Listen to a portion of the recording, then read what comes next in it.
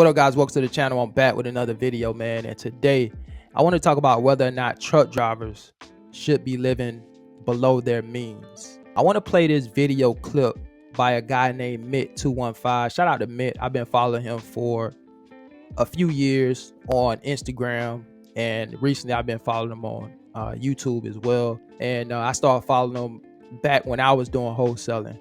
So that's what he specializes in. If you don't know what wholesaling real estate is, you can Google that. That's really not what this video is about. So he's not a truck driver, but this video right here was so awesome, man. I just wanted to share it on my platform and talk about it a little bit because it really resonated with me. Without further ado, man, let's go ahead and dive into it. And then after the video, I'll come back with some commentary. Let's get to it. Hey, y'all, I'm gonna be honest with you, bro. Y'all all know, if y'all been following me for a while, y'all know I've been paying $2,000 a month on my lease for my Range Rover for 3 years, which is $72,000 I done spent on a car. Don't get me wrong, I can comfortably afford it, but I can't wait to get rid of this shit, bro. I'm probably gonna get something crazy again in the future, but I'm taking like 6 months off, bro. I'm not about to be paying $2,000 in this economy. Hell no. It don't matter how much money you getting, bro. I think it's dumb to be spending $2,000-$3,000 on a whip, bro. I'm gonna keep it all the way stacked with you. Don't do what I did. Learn from me. Even if you can afford it, bro. Imagine what I could have did with $72,000. I could have grew my wealth even more. But lesson learned from me, man. Yo, shout out to Mitt once again for dropping that video. Listen, the reason why I said that video resonated with me was a couple years ago. I was really close to getting a C8, a Corvette, for those of you that don't know what that is. He mentioned that he's paying $2,000 a month for a leased Range Rover, and he's been paying $2,000 a month for the last 3 years, which comes up to about $72,000. And he, talked about how he could have basically put that money somewhere else and made more money, right? $72,000 in 3 years, that's a pretty good chunk of change. I mean, you literally could have bought a couple cars for that amount, and or you could have invested that. He could have bought some more properties and things of that nature. Yes, you can buy real estate under $72,000. You actually can get a couple properties for that, depending on where you live. You definitely can get some in my city where I live for that price. Obviously, they're going to be fixer-uppers, but you can buy properties for the low. But he talked about how spending $2,000 a month on a car in this economy, he said to him, that's dumb, even if you can afford it. He said he can afford it. But to him, he said, man, that's stupid. There's so much more that you can do with that type of money.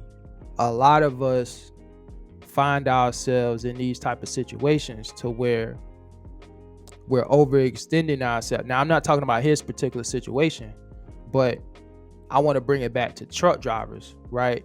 Because a lot of people that are watching this video right now, a lot of truck drivers make some pretty good money, right? Some of you guys probably own, the C8, the Corvette, the Range Rovers, the motorcycles, all of those things, right? There are some people watching this video right now. You guys own those type of vehicles and toys. So, and a lot of you can comfortably afford those. And so there's nothing wrong with spending the money to get those type of items. But here's the thing. When you talk about living below your means, I'm not a financial advisor, nor am I here to tell an adult how to spend their money. All of us make, different types of money. We're not all in the same tax bracket. All of us have different expenses, different amounts of debt. Credit isn't the same, so on and so forth, right? So, everybody has their own story, and personal finance is called personal finance for a reason. With all that being said, I can only speak for myself. And for me personally, living below my means has allowed me to be able to pay off debt much faster. Living below my means has allowed me to be able to save more money. Living below my means have allowed me to invest more of my money. And so for me, it works to live below my means. right? When you look at the average American, over 60% of Americans are living paycheck to paycheck. And these numbers are embedded in my brain, so I say them a lot to really remind you guys when it comes to these numbers. Over 50% of Americans are living paycheck to paycheck that make over 6 figures. So a lot of people are struggling in the finance space. A lot of people are struggling with managing their money. A lot of people are struggling with not having the discipline to withhold from spending X amount of money on whatever it is that they're spending, right? A lot of people are overextended and they're spending way more money than they're bringing in. So living below your means is just spending less than you make. If you have more money going out than you have coming in, then you have a problem on your hands. Oftentimes, a lot of us have to sit back and really analyze our financial situation and figure out whether or not whatever it is that we want to purchase, does it make good financial sense? Does it make sense to get it right then and there?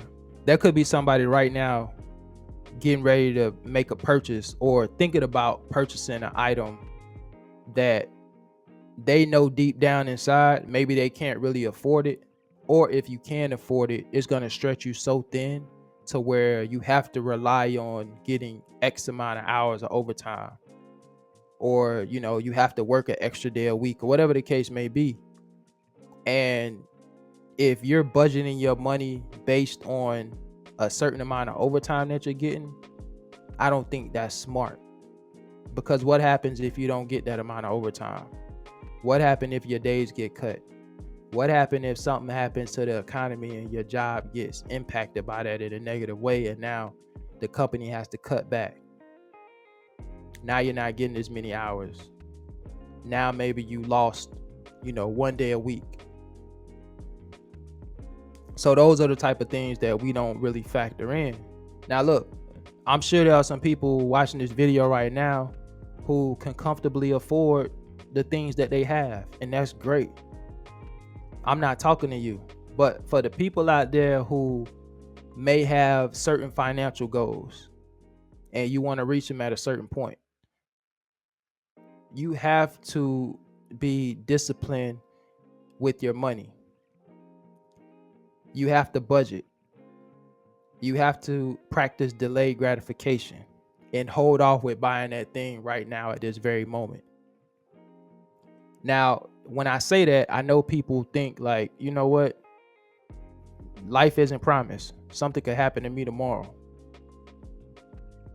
I don't want to just save my money. I want to live right now. A lot of people have that type of philosophy. Again, I'm not here to tell an adult what to do with their finances. That's on you. I can only control what I do with my own finances. I have no idea what the future holds, but I'm still thinking about retirement. I'm still thinking about where I want to be financially. Lord willing, I get up in age in my 60s, 70s, even older. Where do I want to be financially?